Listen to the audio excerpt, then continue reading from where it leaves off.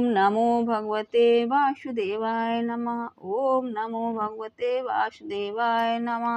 राधे राधे भक्तों, स्वागत है आपका पोथी कथा चैनल पर। तो आइए भक्तों सुने वट सावित्री व्रत कथा। वट सावित्री व्रत जेठ मास की कृष्ण पक्ष की अमावस्या को मनाया जाता है। यह स्त्रियों का महत्वपूर्ण पर्व है। इस दिन सत्यवान, सावित्री तथा यमराज की पूजा की जाती है। यह व्रत रखने वाली स्त्रियों का सुहाग अचल रहता है। सावित्री ने इसी व्रत के प्रभाव से अपने मृतक पति सत्यवान को धर्मराज से जीवित लिया था। पूजा विधि विधान। वट वृक्ष के नीचे मिट्टी की बनी सावित्री और सत्यवान तथा भैंसे पर सवार यम की प्रतिमा स्थापित कर पूजा करनी चाहिए तथा वड की जड़ में पानी देना चाहिए। पूजा के लिए जल, मौली, रोली, कच्चा सूत, भिगोया हुआ चना, फूल तथा धूप होनी चाहिए। जल से वट वृक्ष को सींचकर तने के चारों ओर कच्चा धागा लपेटकर 3 बार परिक्रमा करनी चाहिए। इसके पश्चात सत्यवान सावित्री की कथा सुननी चाहिए। इसके पश्चात भींगे हुए चनों का बायना निकालकर उस पर यथाशक्ति रुपए रखकर अपनी सास को देना चाहिए तथा उनके चरण स्पर्श करना चाहिए। अगर किसी की बहन बेटी गांव में हो तो उसको भी बायना निकालने के लिए भेजना चाहिए। अब आगे सुनो भक्तों कथा। मद्र देश के राजा अश्वपति की पुत्री रूप में सर्वगुण संपन्न सावित्री का जन्म हुआ। राजकन्या ने धूम्रसेन के पुत्र सत्यवान की कीर्ति सुनकर उन्हें पति रूप में वरण कर लिया। इधर इस बात जब ऋषिराज नारद को ज्ञात हुई तो वे अश्वपति राजा से जाकर कहने लगी कि आपकी कन्या ने वर खोजने में निसंदेह भारी भूल की है।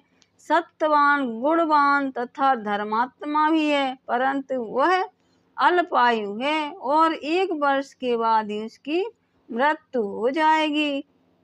नारद जी की यह बात सुनते ही राजा अश्वपति का चेहरा उदास हो गया।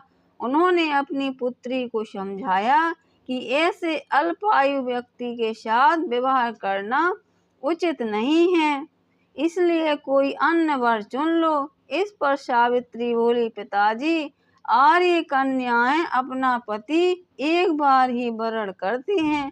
अब चाहे जो भी हो, मैं तो सत्यवान को ही वर स्वरूप स्वीकार करूंगी। सावित्री ने नारद से सत्यवान की मृत्यु का समय मालूम कर लिया था। अंततः वह दोनों का विवाह हो गया। वह ससुराल पहुंचते ही सास ससुर की सेवा में रात दिन रहने लगी। समय बदला। ससुर का बल क्षीण होता देखकर शत्रुओं ने राज छीन लिया।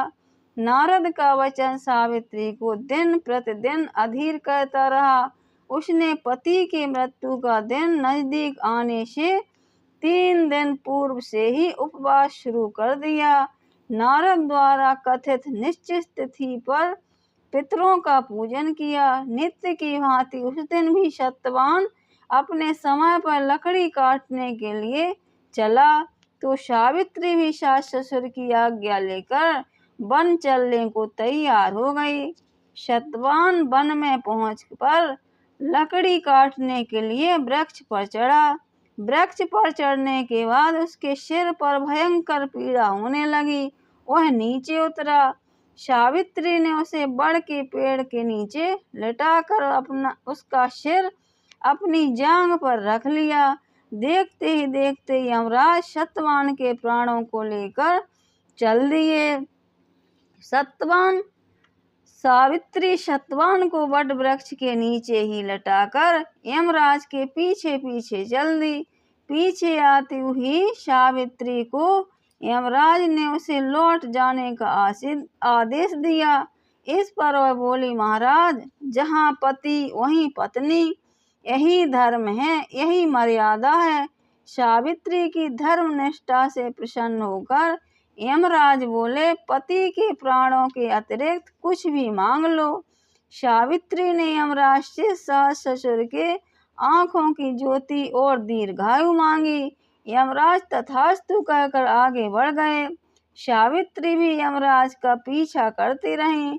यमराज अपने पीछे आती सावित्री से वापस लौट जाने को कहा तो सावित्री बोली, पति के बिना नारी के जीवन की कोई सार्थकता नहीं है।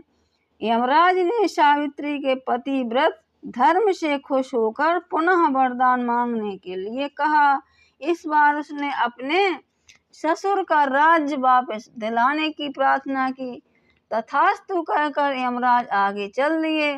सावित्री अब भी यमराज के पीछे चलती रही। इस बार सावित्री ने यमराज से 100 पुत्रों की मां बनने का वरदान मांगा। तथास्तु कहकर जब यमराज आगे बढ़े तो सावित्री बोली, आपने मुझे 100 पुत्रों का वरदान दिया है, पर पति के बिना मैं मां किस प्रकार बन सकती हूँ? अपना यह तीसरा वरदान पूरा कीजिए। सावित्री की धर्मनिष्ठा, ज्ञान, विवेक तथा पतिव्रत धर्म की बात जानकर यमराज ने सत्यवान के प्राणों को अपने पास से स्वतंत्र कर दिया। सावित्री सत्यवान के प्राण को लेकर वट वृक्ष के नीचे पहुंची, जहां सत्यवान का मृत शरीर रखा था। सावित्री ने वट वृक्ष की परिक्रमा की तो सत्यवान जीवित हो उठा। प्रसन्न चित्त सावित्री अपने सास ससुर के पास पहुंची तो उन्हें नेत्रों की ज्योति मिल गई थी। इसके बाद उनका खोया हुआ राज भी उन्हें मिल गया। तभी से वट वृक्ष की पूजा की जाती है।